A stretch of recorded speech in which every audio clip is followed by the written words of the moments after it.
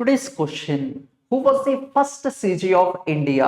భారతదేశానికి సంబంధించి మొదటి ప్రధాన న్యాయమూర్తి ఎవరు అంటున్నారు. ఫస్ట్ టైం సుప్రీం కోర్ట్ అనేది 1774లో ఏర్పాటు చేయడం అయితే జరిగింది.